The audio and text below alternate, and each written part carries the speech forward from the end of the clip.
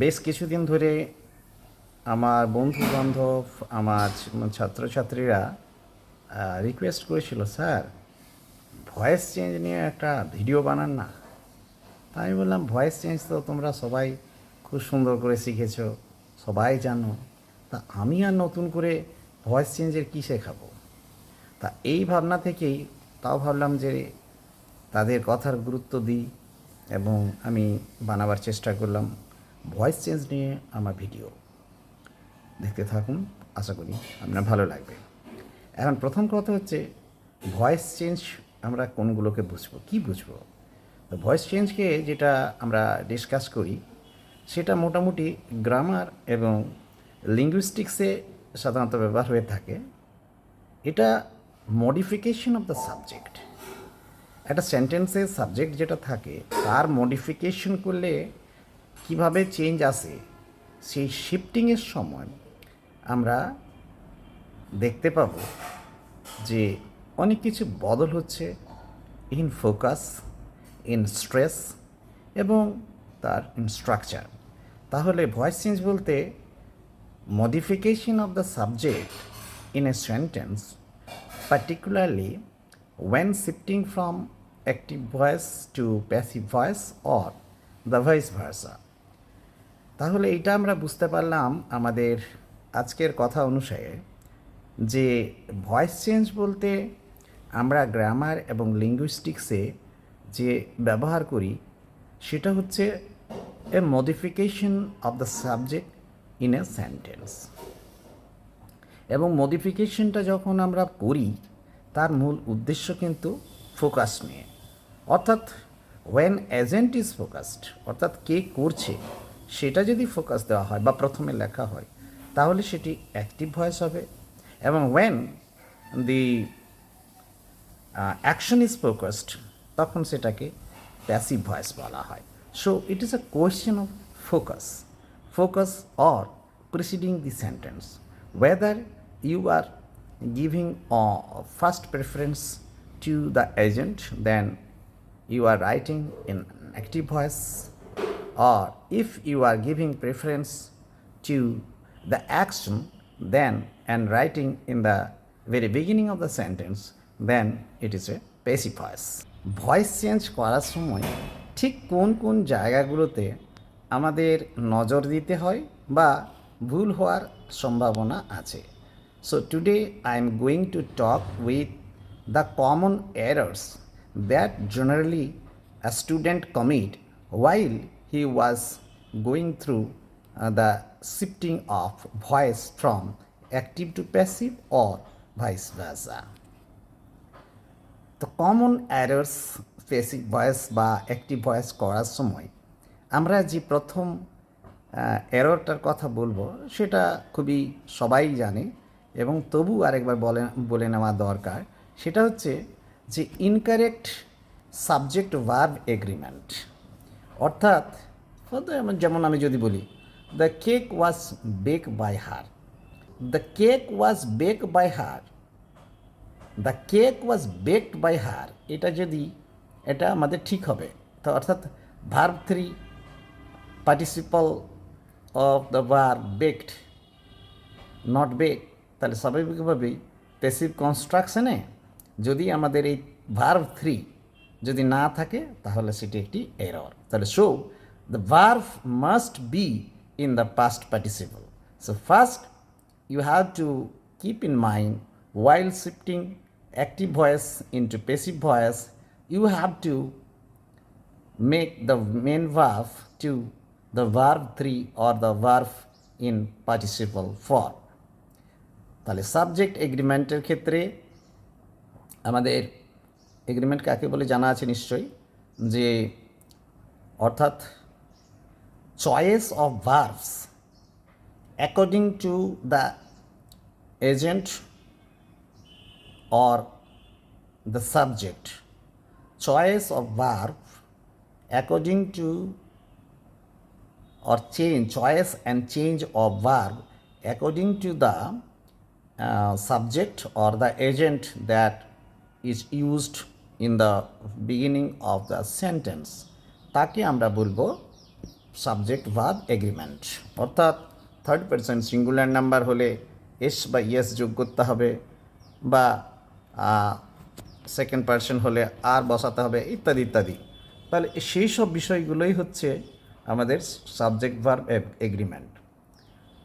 প্রায়শই প্রশ্ন করা হয় ইভেন ইন্টারভিউতে, এগ্রিমেন্ট কাকে বলে, সাবজেক্ট ভার্ব এগ্রিমেন্ট কাকে বলে।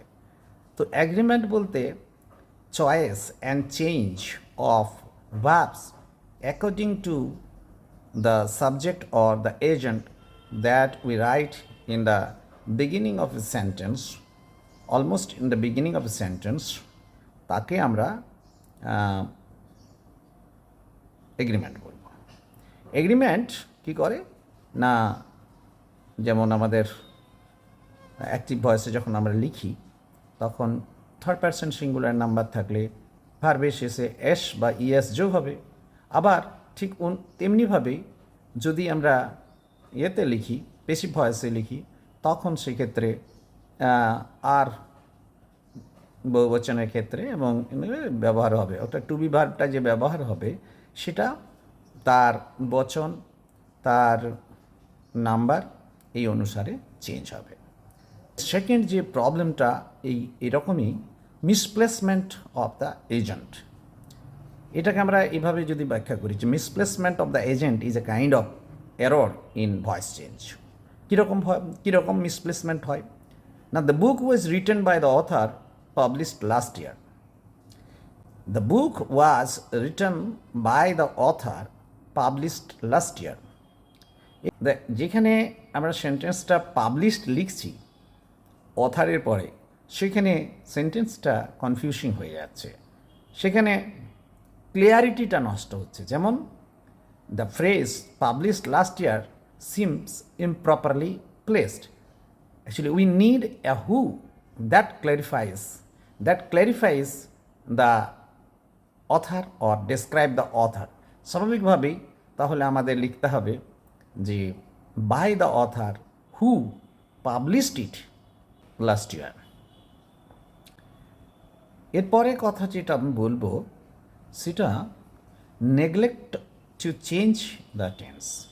ইফ উই নেগলেক্ট, অর্থাৎ যদি আমরা ভার্বটাকে চেঞ্জ না করি তাহলে কিন্তু আমাদের সমস্যা হবে। যেমন একটা আমি ভুল সেন্টেন্স পড়ছি, she is taking a test and it was graded yesterday. আমরা পড়ছি একটা ভুল sentence, she is taking a test and it was graded yesterday. এখানে সমস্যাটি হলো সিকোয়েন্স অফ টেন্স যেটা আছে, she is taking a test and it was graded yesterday, এটা ঠিক নয়।